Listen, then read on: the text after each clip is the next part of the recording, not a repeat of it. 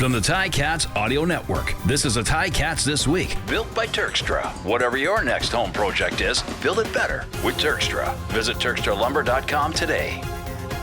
It's going to be a final 5 fun games of the season. Welcome to Ticats This Week. I'm RJ Broadhead along with Mike Daly, Steve Milton, Luke Tasker.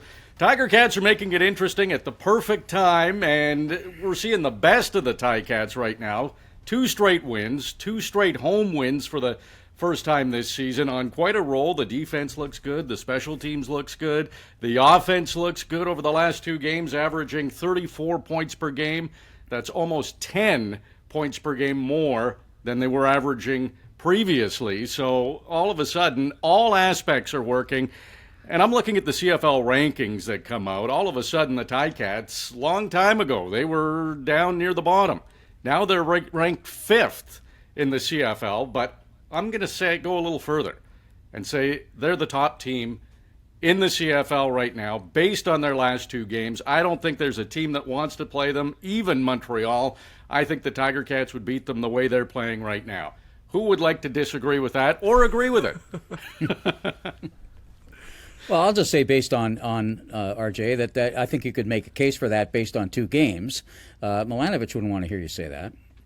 Because he wants them. Because he's thinking 1 game at a time, right? And he's thinking this game, this game, this game. Well, I think he'd be pretty happy with how they played the last 2 games. Oh, he's very happy with that. But it's almost in the rear view mirror with it, and it's funny because Winnipeg's won a zillion in a row, right? But they don't feel like the best team in the league right now. They're the number 1 ranked team according to the CFL rankings right now. Yeah, but they don't feel like it.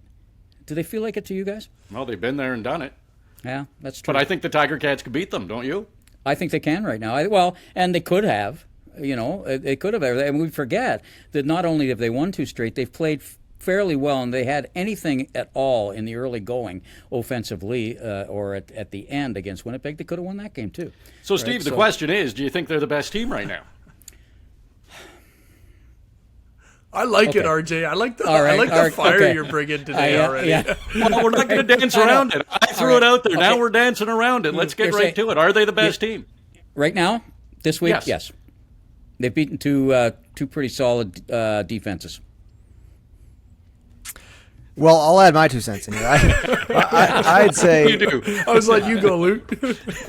I don't like to cut off the first half of the season here, and Montreal has just been dominant from the start of the season, and so I think the rest of the league would giggle at the idea that the Ticats are the best team in the CFL right now. I think that Montreal still holds that torch, and I would put them above Winnipeg. And I agree, Milty. I don't know. I don't feel that great about Winnipeg right now. I think they certainly have a winner in Zach, and how many times have we seen fourth quarter drives, including against the Ticats this year. That was one of the many games the Ticats could have won, but I think Montreal is the team to beat in the CFL. But I would agree with you that nobody wants to play the Ticats right now. The Labor Day Classic was a huge surprise, and I don't know if anyone was even less surprised for the Ottawa game. And Ottawa was even a more dominant performance for the Ticats. So they're doing what they've got to do. But we're 13 games into this thing. There's a lot that has happened, and a lot of it's been bad for the Ticats. So they're still in a hole, but they found a ladder, and they're working their way out of it. Yeah. So Alouettes, hang on. Alouettes coming off a tie with Calgary, but Luke, you're saying they're the best team right now. I do. I think the Alouettes. I remember the year that we were 15 and 3. For the Ticats here. I like it. the year we were 15 and 3. Those 3. There's 3 losses mixed in there that were distractions and temporary setbacks, but that regular season we were out far and above the best team in the CFL, and it seemed like we were going to win every game every week. And I still think the Alouettes are start to finish, special teams, defense, offense. They're the strong player right now. If the Ticats had Montreal lined up next, what a match that would be. You're not going to get a special teams touchdown every week, and that was part of the show against Ottawa at home. But we'll get into this later. And the special teams, it was not just that touchdown that they played well. The Ticats are finding themselves special teams definitely on defense because that's been, I would say, the weak spot for the entire season has been the Ticat defense. And they're not turning the ball over as many times like they had earlier in the season. So they're finding themselves. I think that the Alouettes have done what it takes to be in the playoffs. They're going to be in the postseason, and I would still say they're the team. But if you had asked me 3 weeks ago to paint the best picture I possibly could of the Ticats, it'd probably be what the last 2 weeks would have been what I would have dreamed up. So last 2 games, I should say, including with a bye week in there. All right, Mike, dip your toe in this one. Ready? It's I'll make it as clear as possible for you, RJ, so you don't yell at me. They're the hottest team in the CFL right now. They're not the best. So there is a difference. And with Luke talking about, there's going to be hiccups in every single team season. And Montreal had that hiccup against Calgary. Right? It's hard to be in this playing on the media side. It's hard to be biased week by week, it's easy to be biased week by week.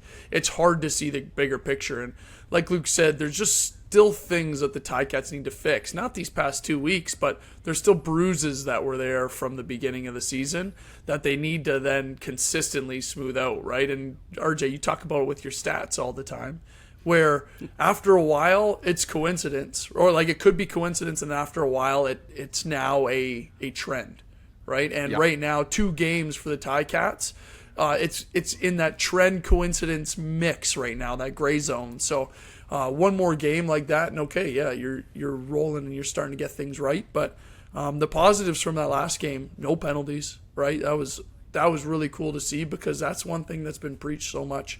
And then the second was just seeing the whole team come together, right? And I'm just thinking right on that last drive, Mazzoli goes down, scores that touchdown. Well, what did the Ticats do on the very next drive when Ottawa cuts it to a 1-score game?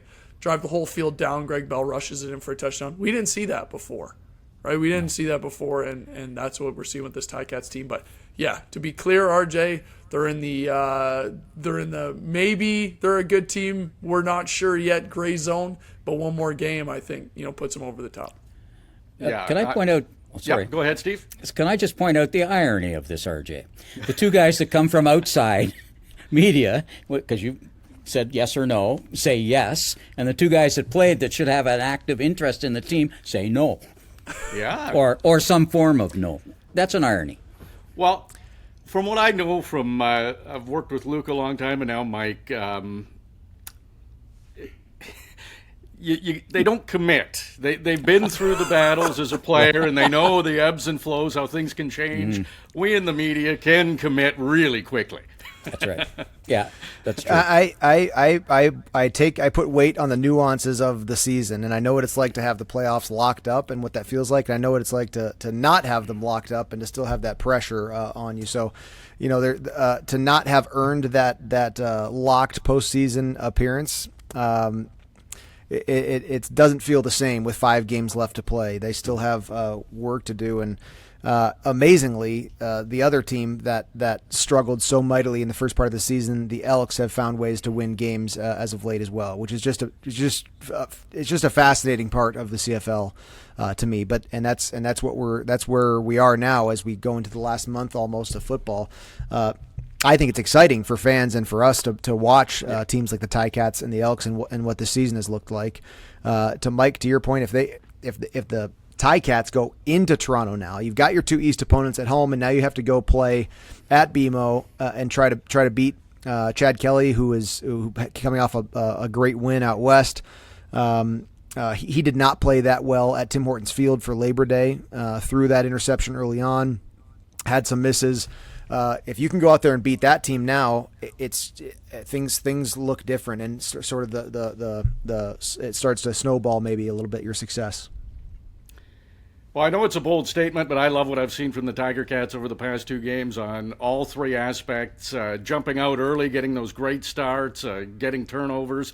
Luke brought up the game in Toronto, and I know we've talked about it outside of Ticats this week, Steve. What do you think the crowd's going to be like? You think a few 1,000 Ticats fans will make the trip? Hundreds? Maybe not as many as if it were a Saturday. Just because of the travel, but better than it would have been if it was during the exhibition. Maybe I would think 2,000 to 3,000. I think, and they'll make some serious noise, and we'll know they're there. But I would say around 2,000 to 3,000 would be the number. Especially after last week's win. It might have been a little different had Toronto lost the previous night, but you can't do anything about the games you don't play, and that would have, because I think the fans here are smart enough to know that you can put pressure on a team that would be really feeling pressure had they lost to BC and Hamilton had won the next day. That didn't happen, but I still think there's enough people that will go down to make it around 3,000. That would be my guess. I have no way of knowing, but that's the feel that you normally get for a Friday night game down there. It's too bad, again, that it wasn't a Saturday. Yeah, and at BMO Field, it's nice that where they seat all the Ticat fans is directly behind the Ticats bench. So whether it is, 2,000, 5,000, 200, you hear it and you feel the momentum as a player because it is right behind you. So I remember a few games there, Luke, where we went down and we just put a beating on the Argos. And it felt like there was, 30,000 fans in there because it was so loud around our bench and around all the players. So it feels like a home game no matter how many fans are there because they are directly behind you. So it's a fun place to play. One of my favorite Mike Daly stories, actually, is the start of 2019 when we were about to become the best regular season Ticat team. And it was either the first game of the season or the second game of the season, but we were at BMO, and it was the most points the Ticats had ever scored on the Argos, or maybe it was the biggest point differential between the winning Ticat game, but it was like 53-7 or something, just absolutely ridiculous. And I remember Mike Daly doing some crazy. I was injured, so I was just standing there in layman's clothes, just with my hands in my pockets on the sidelines. But Daly made the savviest little special teams, you have to, what do we call it, Mike? You can't when you get like skinny on a guy. Oh, like a save it block, so you don't end up hitting the guy in the back, but you just kind of get in the way and put your hands up to the refs, like, hey, look, I'm not touching him, so you don't get a penalty. Exactly. He had to sprint back to make that block, but he couldn't block the guy, so he got in the way, a little save it block. He got thin, and Speedy B returned something for a touchdown. And I remember Mike going up and down the sidelines doing a little shimmy, which people can't see me right now if you're listening in your car. But we were just so good. We were so good, and that was one of the best wins in Ticat history that day. But funny, it was a good Mike Daly moment for me. Yeah, don't dance too much, but when I do, it's right in front of Luke. So I guess that's how it that's goes. Really good. Yeah. When he does decide to put a move on, oh man, so good. Do we get to see the shimmy, Mike? No, my shimmy days are done. My shoulders hurt a little too much to get the shimmy going now. So and I'll be interested to see how Chad plays. I think it's important to sort of get some pressure on him early because you saw how he acted here. Now that was partly, there's some rust there, and it was only second game back. But you saw what happened here when the Hamilton fans, they are not pretty, and if the right fans go, and I'm saying that with respect for those people because they actually can be the 13th man even on the road. And if Kelly has any kind of little misstep early, you know what's going to happen. And you know that, especially it's amplified. That's the other thing about BMO Field that I really like. I love the way that you guys say it's really loud and you hear that. But I think all noise there. I've been there for soccer. I've been there for the Argos, not playing the Ticats. And even when there's a small crowd there, it's really amplified. It's just the way that roof sits or something like that. So you know what's going to be happening. And they might sit behind the Ticat bench for a while. But if Kelly starts having a few problems, you know where they're going to be moving to. You know, where they're going to go over to that side to make sure that they can see if they can get into his head. Now, I don't expect that. I mean, he's a professional football player, and he's really good. So he should be able to fight that off, but you never know. He's also a human being. Well, Tiger Cats will be going for a turnover, trying to make it 3 straight games where they get a turnover on the other team's first possession, which has been massive. And Mike, I want to talk to you on the defensive side here. Since Chris Jones has come in, we've talked about takeaways all season long, and the Ticats struggled. All of a sudden, in 3 games, they have 10 with Chris Jones. Again, statistics, it can't be a fluke. They just keep doing it.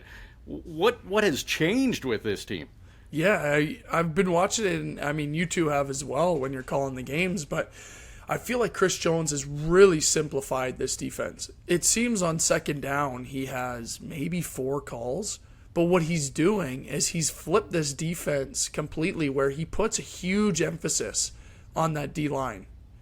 More times than not, he's rushing 3 and saying, hey, you know what, D-line? You get home, do whatever you got to do to get to the quarterback and cause a ruckus, and we're going to populate these zones. We're going to drop everybody back. We'll drop 9 people. It's going to be tight windows for the quarterback to throw in.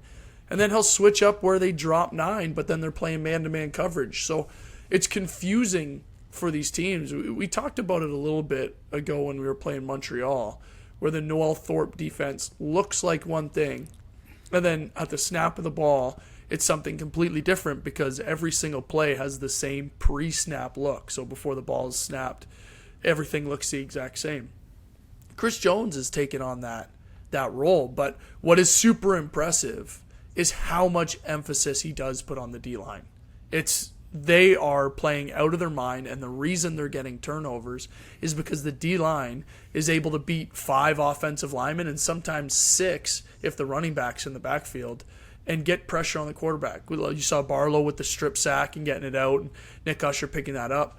But then when the quarterback does decide to throw it, it's just such tight windows that there's these opportunities to make those interceptions. So what I'm seeing from Chris Jones is really simplified defense, but allows people to play free and forces that quarterback to make tough throws. So that's just helped this Ticats defense immensely, and we're seeing people step up and make huge plays like Destin Talbert, right, Moxie, that we weren't seeing before.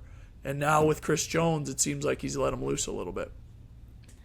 Luke, you talked about it in the broadcast from an offensive point of view, and certainly off air we talked about it too, how that changing defense is tough to read. It looked like Drew Brown was having some problems with it, and Masoli, maybe more of a veteran, was able to figure it out a little bit better. But from an offensive point of view, how difficult is that when you're not really sure what you're going to get from the defense? I think it's a huge difficulty for the offense. I was always shocked when we played a defense that did not disguise things very frequently, that just lined up in 3 double cut and played 3 double cut. I was always shocked.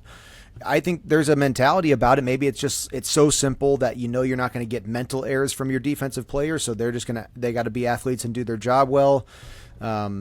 There's maybe an aspect of that, but I thought disguising defenses where the pre-snap contours that because that's what the quarterbacks and the receivers are seeing. They're seeing high halfbacks or low halfbacks, high corners or low corners. Is the free safety middle or is he to a side and down low? That's what we're seeing. And so when what you see before the snap matches what ends up being played as the defensive call, I don't know. I thought that is the best thing. That's what I want as a receiver. I want you to run what you're showing. And so if I put on my D coordinator helmet, I want to disguise it as much as we can, which is what Chris Jones is doing. I just think that a three-man front for quarterbacks and receivers is inherently harder to dissect. There's another body out there. It's that simple. There's one more guy out there, and you have to play the probabilities as to where you think that guy's going to mix in. Are they going to bring a 4th guy into the rush? Sure, they do that. They do that frequently. But like Mike said, Chris Jones is running the actual play call is a 3-man rush way more frequently than I've seen in other defenses in the past for us. So they're actually post-snap only bringing 3. There is actually 9 guys back there. That's inherently harder for receivers and quarterbacks, and I think Drew Brown suffered from it. I think it's just there's an aspect of confusion, and then even if you know what that 9th player or let's say the under coverage in general is doing, there's still another body back there. On top of that, we're seeing success with 3-man rushes. because the risk in doing it is that, okay, they can do a 5-man protection, and it's 5-on-3. So the quarterback's going to have all day, and they're going to have their wins over the course of 60 minutes of a football game. They'll have their wins where, the quarterback does have too much time, and he's too comfortable.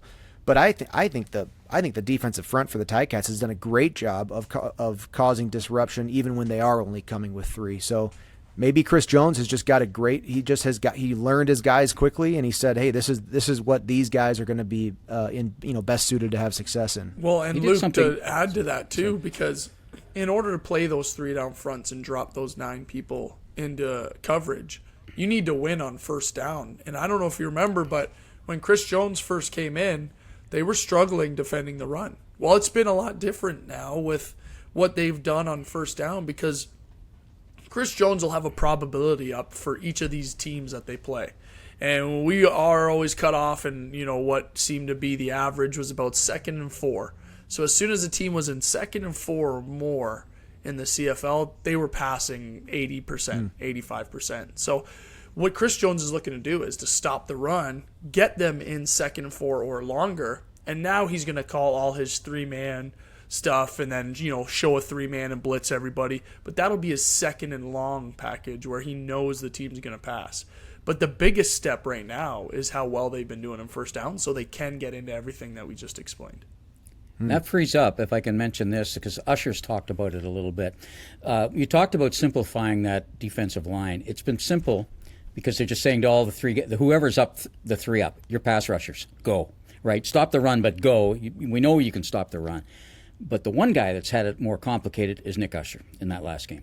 They dropped him off a little bit, playing into different areas than he's ever played in his life before. Lots of times, if you notice, he was. How do you beat sometimes a 3-man if you're stopping the run? You do those little dump off passes. Well, sometimes Nick Usher was spying on the running back for that little flare pass out, or for the delay coming out into that hole. He got beat once on it, and I think who was it? Ackland, I think, on the screen coming through. He got beat on that. He got taken out of the play, but I think they'll take that percentage anytime. And Usher has had to do a lot more than I think he before Chris came. There's a lot more things he has to do, and boy, he responded huge. And I think he's rising to the challenge. He's liking this extra thinking that he has to do. When he's the guy that drops back, and he generally is. Maybe they changed the guy this time just to throw off Toronto a little bit. Well, and Steve, to be fair, I wouldn't say defensive linemen, especially defensive ends, like dropping back. That's like asking receivers. That's like asking receivers to come and block and pass protection. To block the ends. No, right, that's right, but it's buy-in. I'm talking. This is buy-in. For sure, goes back to buy-in. Yeah, absolutely, Steve, and buy-in for sure, because they're just trying to win right now. But it's a hard thing for that pass rusher to say, hey, you got to drop into a zone. I remember playing with one of the better pass rushers in the league at the time, Jared Davis, and there'd be a couple times we'd ask him to drop into pass coverage, and you hear the play call come in. If you're a little close to huddle, also you hear Jared just the play would go. But he made some plays. He did. He made some unbelievable success breeds belief. Yeah. Right? I mean, he had a spectacular game. Statistically and also influentially in how he influenced, and that's big time. I mean, that's got a momentum carry forward to it into both personally and team wise. Well, he wasn't the only one who had a big game. No. He had a massive game, but out of the 10 positional categories on the honor roll in the CFL, Tiger Cats have 5 of them. You throw in the offensive line, that was the best offensive line unit in the CFL last week. Nick Usher was Defensive Player of the Week. So Greg Bell was the top running back. Stephen Dunbar was the top receiver. Brandon Revenberg, the top offensive lineman. Nick Usher, the pass rusher, top defensive lineman. Jonathan Moxey, top DB. And, of course, again, the offensive line, and Nick Usher did get top defensive player of the week. Yes, there was one fewer game in the CFL last week, but we're going to pretend we didn't hear that. We're going to ignore that because we don't want to wreck a great story. Tiger Cats dominating the honor roll, which goes back to our first topic of are they the best team in the CFL right now, and that would indicate they've got a lot of players at the top of their game. But, Steve, Have you seen the honor roll so dominated by one team before? Well, maybe Winnipeg and a couple times when they were on a roll there, those Wild, and I can't remember early with the Alouettes, but I don't, definitely not with the Ticats on this. And were there not only was their offensive line voted the top offensive line, the top offensive linemen were 1, 2, 3 from Hamilton. I think it was Beard and Rev was second, and third was Murray, and arguably Woodmansey could have been fourth. After the game, I talked to Beard at length, and he really praised Woodmansey. He says, make sure you give him some love because he was unbelievable. He was knocking people on their can, he said. Now, that comes from the guy who made the key block on maybe the sort of, not a redemption touchdown for Bell, but the touchdown that really put the game out of reach when you see Beard's block. So, he was great. So that offensive line has been the key, and I think everything starts there. Even, RJ, if you look at some of those other players, let's take the running back and also take Dunbar, the kind of passes that he was catching. A lot of that had to do with offensive line play. So I think the offensive line, as well as the defensive line played, that offensive line deserved to dominate the rankings this week, without doubt. The offensive lines that the Ticats were talking about the change that they've made over the last 2 weeks, 3 weeks including the bye week. One of the things that's been consistent for them, though, Steve, is the offensive line. They've had the fewest sacks pretty much since the start of the season. Playing for a team that passes more than any other team, statistically, there's been more pass attempts by the Ticats than any other team. And with a quarterback, Bo Levi Mitchell, that's not a running quarterback. It's not like he's saving a lot of plays because he's scrambling everywhere. Like they've been the most solid offensive line in the CFL this season, and kind of from the start. That's one thing that this team has been consistent with right from June. And Lawrence Woods didn't get special teams player on the honor roll, but he would have been right in contention. He was very close. First special teams touchdown of the season, 83-yard punt return touchdown. Luke, did he look different to you in this last game than he did at the start of the season? He did. He did fumble the opening kickoff of the game. It wasn't a turnover. It went out of bounds, but that sort of scared me a little bit. And after having not seen him for maybe it's been 2 months or 2.5 months at this point, but that fumble went out of bounds. I remember getting lucky on a few of my own fumbles. But then he did look different. His touchdown was a fantastic return. You could tell he was still at the Hamilton 40-yard line or so, and you knew it was going to be a touchdown. He saw a hole and he hit it, no hesitation. When he was struggling with injury early in the year, and when there was probably some questions about the scheme or maybe some miscommunications, Dennis McKnight has come in and fixed a lot of that. But Lawrence Woods, he looked much more confident and just he was back to his very fast self, I thought, in the return game. He had the touchdown. He also I believe there was three kickoff returns for him in the game. Each of them were beyond the 40, and that's spectacular for a kickoff return unit. And also on special teams, Mike, I know you pay close attention to it. The coverage teams on both kickoffs and punts, there haven't been any big plays against the Tiger Cats recently. What have you seen change there? Yeah, I believe it's just there's a lot to do with a buy-in and a confidence level, right? And on these teams right now, you saw it. I felt it started with the game against Gennari and Grant, where we're like, hey, you know what? This special teams unit, it's up in the air. They're going to have a tough test against the league's best returner at the time. And they just shut them down. Not necessarily that it was different personnel or anything like that. It was just people were stepping up and making some plays. The only one that is really a change from that point on till now is Carthel Flowers Lloyd has come in. So I know he has some emphasis on special teams and wants to do really well. But you look at across the board, they have some big-time players making plays. And the one that stands out the most to me right now is Tyler Turnowski. He's healthy. Yep. He's out there playing. And he is a difference maker on those coverage teams. We know what Carthel Flowers Lloyd can do, but Tyler, when healthy, is the best offensive special team player that I've ever seen in the league. He's flying around on that big return. He was the one that made the key block he lost his guy originally, but immediately turns and goes and gets another guy and is physical. And at the point of attack, when he's covering kicks, really, really good. So I believe it is a lot of buy-in and a lot of confidence with this team because it's not a massive difference on personnel. And it's really fun to watch. And just to touch on Lawrence Woods a little bit and maybe this is my mentality because I'm a defensive player, but usually defensive returners, so Lawrence Woods was a defensive back, are either fearless or just too dumb to realize how much they can get hurt by hitting the ball up in there and running fast and just kind of closing your eyes. And we call it run through the smoke, where you see like a little tiny crease and you're like, you know what, I think I can go, and you hit it as hard as you can.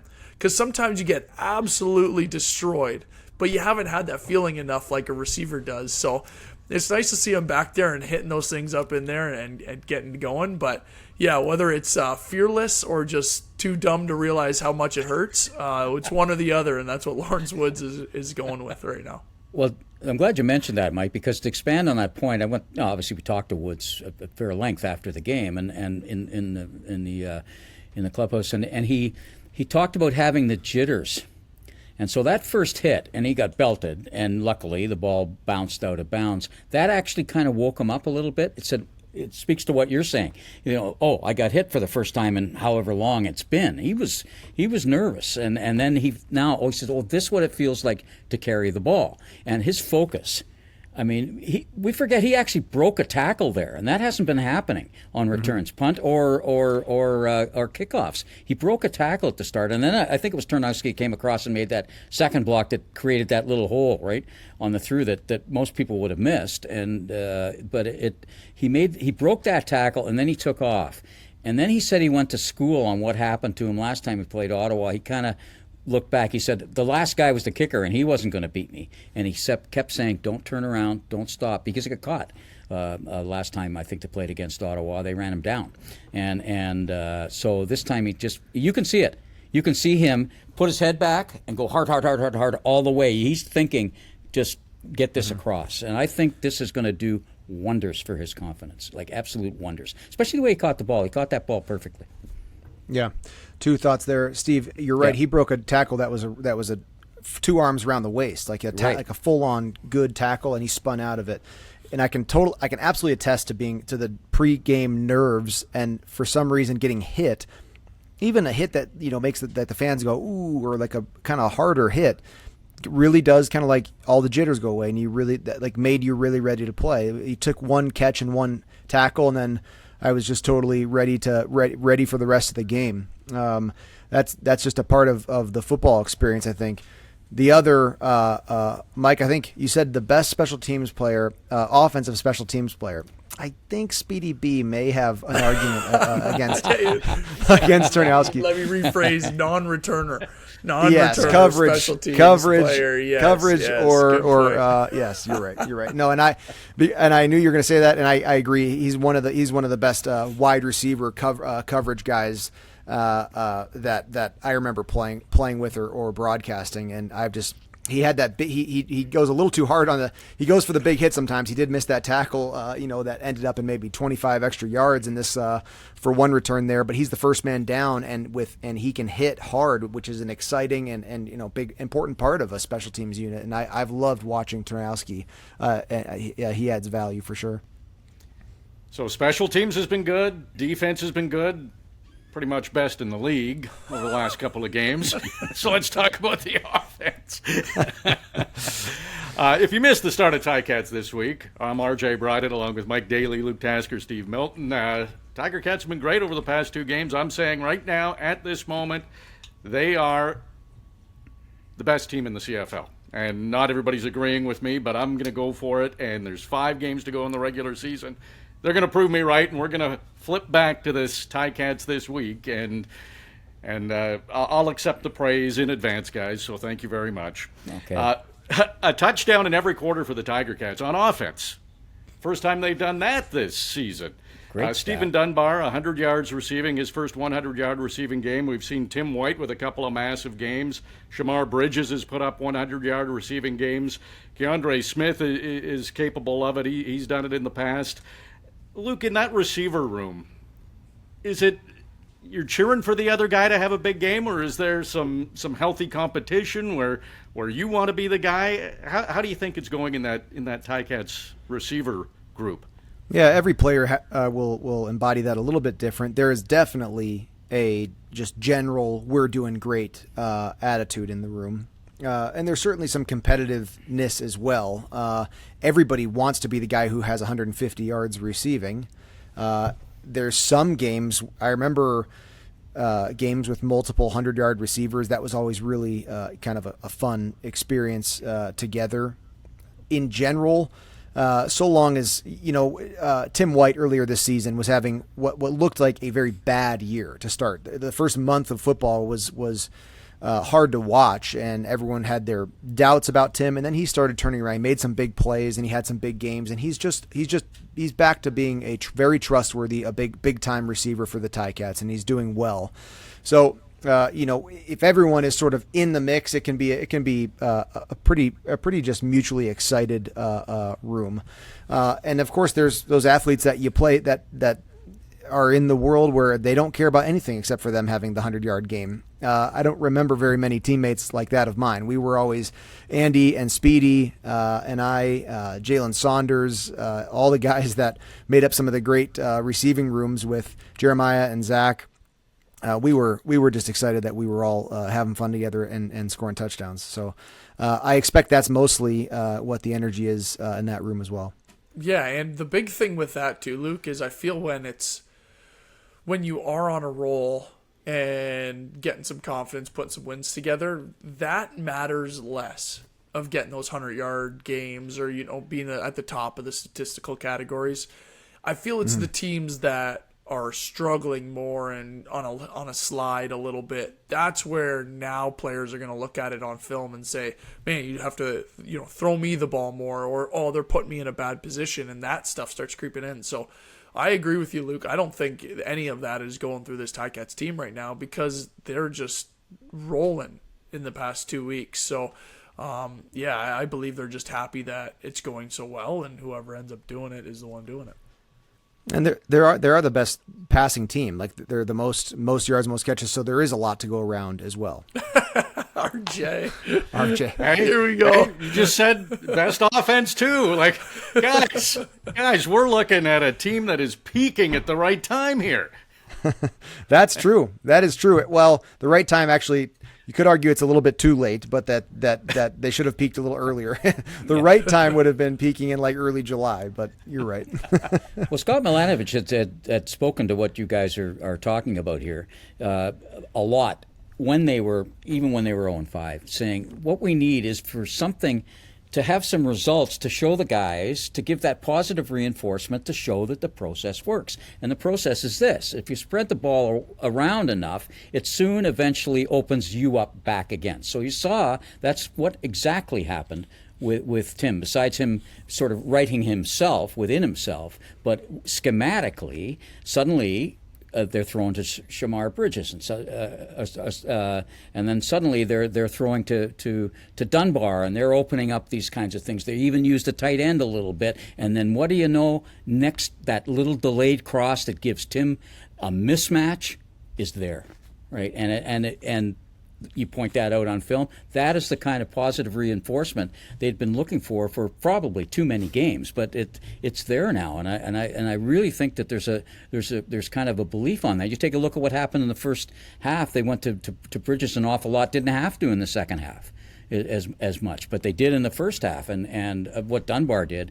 And Dunbar was feeling it a little bit. I think he felt that he wasn't making enough contribution, and the first thing he said when he saw us after the game is, I needed that, guys. I'm not going to lie. I needed that. So he needed the positive reinforcement. So it was really, really nice to see that. And that little slant pattern was just a thing of beauty. All the way around, from the offensive line blocking to the throw to Bo judging that the guy was going to jump a little bit for the concentration that it took to catch that ball and break. I thought it was outstanding. Yeah, Stephen Dunbar, to his credit, Steve, he would like to be used more. There's no doubt about it. Like Luke said, everybody wants to be the guy. Sure. But he kept his head high. He was a supportive teammate. He was every practice. If you wanted to talk to Stephen Dunbar, you were waiting because he was on the field with that jugs machine for at least half an hour after practice working on things. So when you see success that he had in that game against Ottawa, it's not a surprise. He definitely works at it. Right. Right. Something that I saw on Tuesday's practice, there was Tim White, out working on weird kind of drills, hiding behind a dummy and trying to catch the ball in front of the dummy. It was like little things I've never kind of seen before. So this is contagious of some kind. What's that about, Luke? What do you think he's working on there? Catching in traffic? Catching in traffic, and you can set up different obstacles. And there used to, for a little while, there was like a trend, like you could buy these glasses that would like go like this in front of your eyes, and you could like catch in the jugs machine. Receivers are weird, man. So bizarre. Probably not good for your vision. Yeah, I could do it for a while. I would be backwards to the jugs machine, and it would fire like at like my calf level, and I would catch it between my legs, but backwards. Like it would fly between my legs, then I'd catch it. Or we'd do there's a tennis ball jugs machine too, which I guess is for tennis. Now that I think about it, I thought they made it for football players until I said that out loud.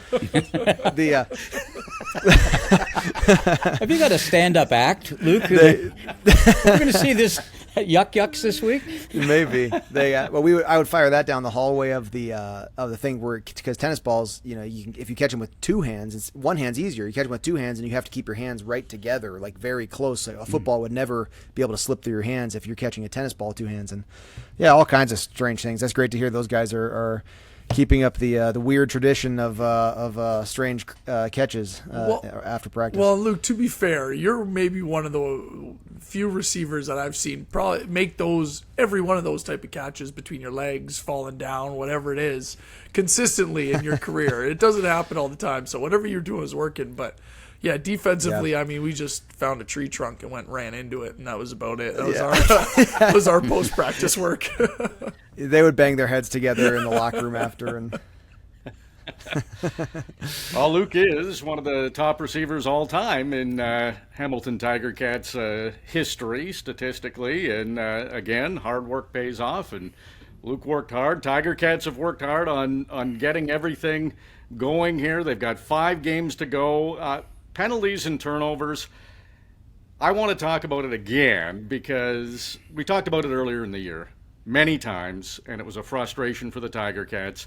And now it's going the other way. You were mentioned earlier in the show, Mike, about that touchdown drive late in the game by the Tiger Cats when Greg Bell ran it in. But that drive was aided a lot by Ottawa penalties. So we're seeing the complete opposite. Tiger Cats were turning the ball over. Now they're taking the ball away. Tiger Cats were taking penalties. Now the other team is taking penalties. Are we seeing a real buy-in from the team over the past couple of games? Yeah, absolutely. And Steve said it perfectly, Scott, Coach Milanovic feels that he's getting that buy-in, right? It's where you don't take penalties and you're in the positive in the game of turnovers and then you win. That's such an easy thing for that coach to point at and say, see, when we follow not taking penalties, when we don't turn the ball over, we're going to win. And we heard it on a post game. I can't remember the game. Maybe you guys can jog my memory, but it was with Chris Jones there, and Coach Milanovic said, we have the right guys on the bus, right? And that's one of those times where he feels that he had the buy-in, right? And the buy-in for the penalties, the buy-in for the turnover.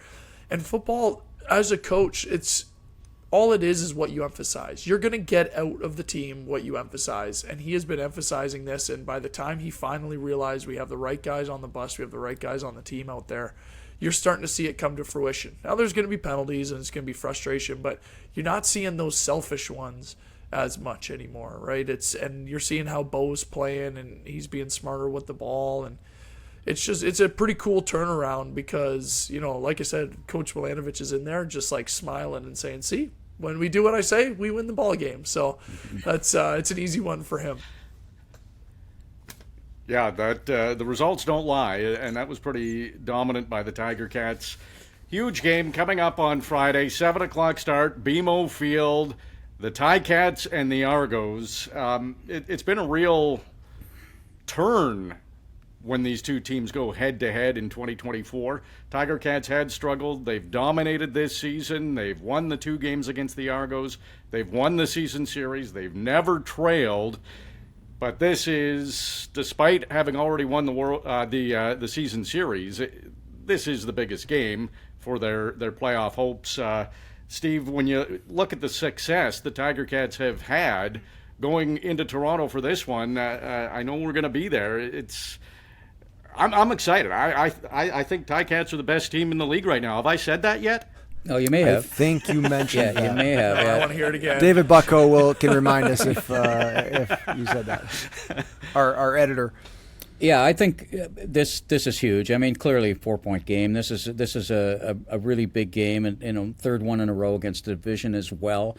And you got to win the divisional games for sure. I mean, you got to win a lot of games, and I think they've got a nice focus on it. I like what Chris Jones is forcing them to do. Yes, they're going to give up some plays, and yes, they're going to have the odd mistake, but he makes you do it like 12, 14 times in a row.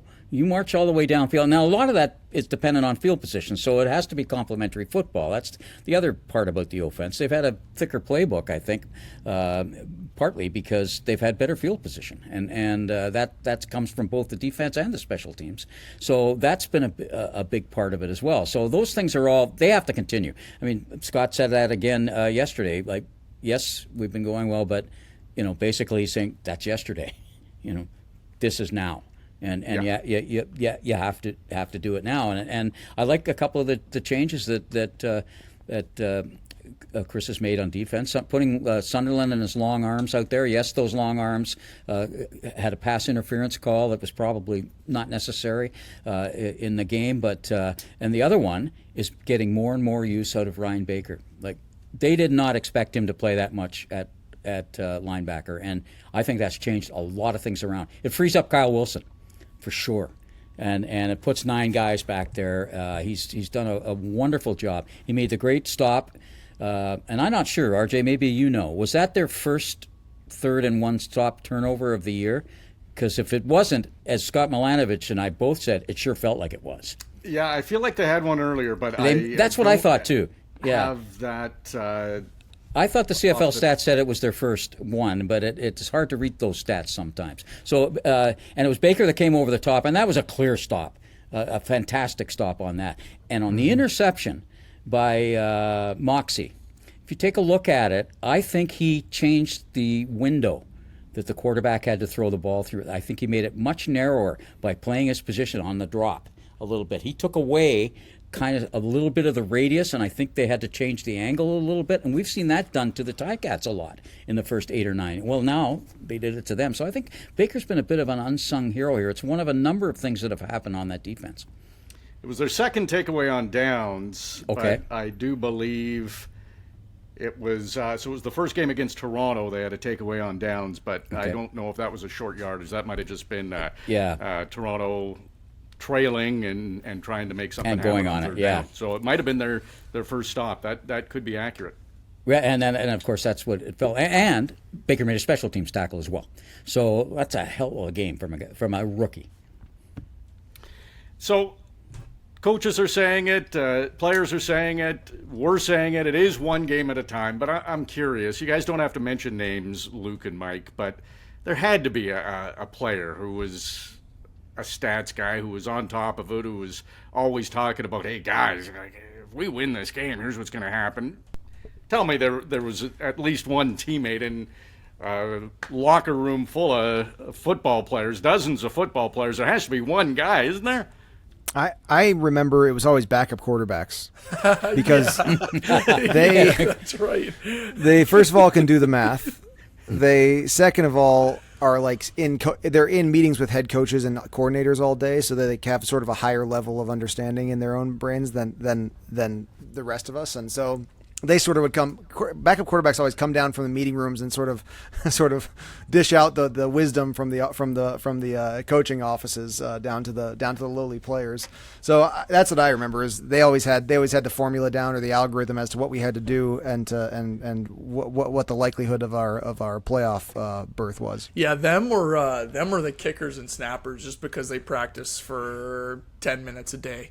So that's right. They had enough time in their day that they could figure it all out. But no, exactly, I know RJ, I think, or it might have been our producer Dave Cadeau, but he was talking about, okay, like, what do they have to do and all that, and I just sat back. I was like, hey, I was never a math guy, so I never worried about it. It was just, I could never figure it out, so it was just one game at a time, which might have helped. But yeah, Luke, I don't know about you, but I didn't count. I was just too focused on each of the day-to-day stuff.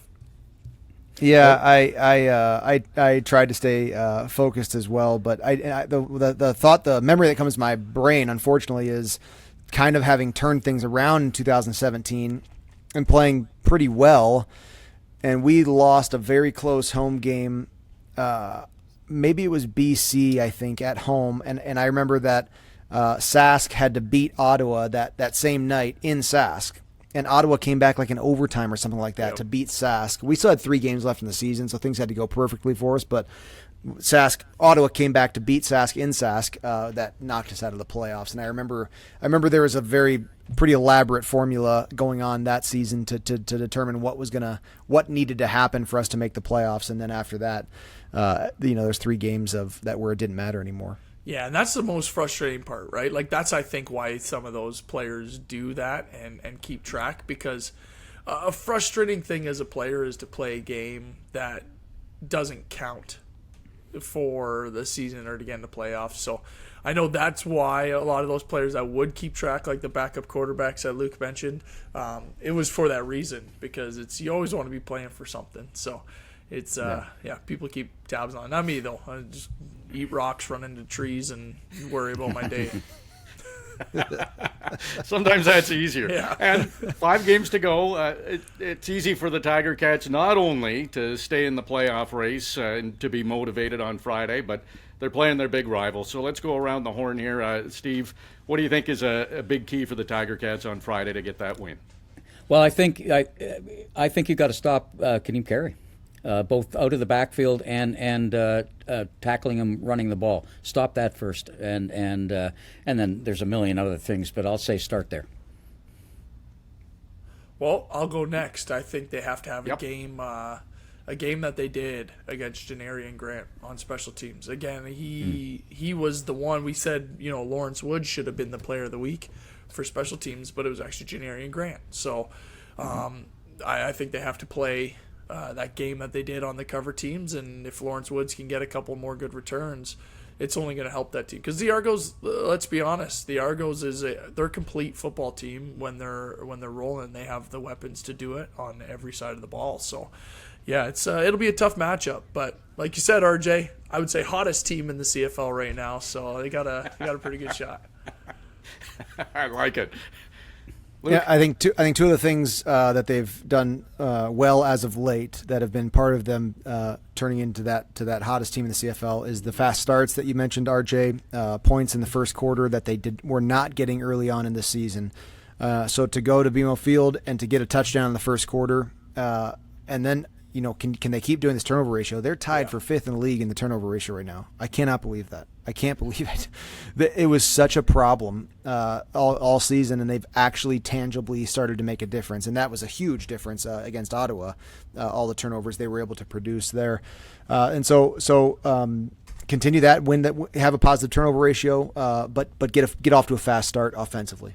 Yeah, and Luke, you mentioned to be able to switch that turnover ratio, a good turnover ratio after a game is 1 or 2. So to jump up that much from going dead last in the league to get yourself to 5th, that doesn't happen overnight, but the Ticats have seemed to figure that out. So, yeah, great point.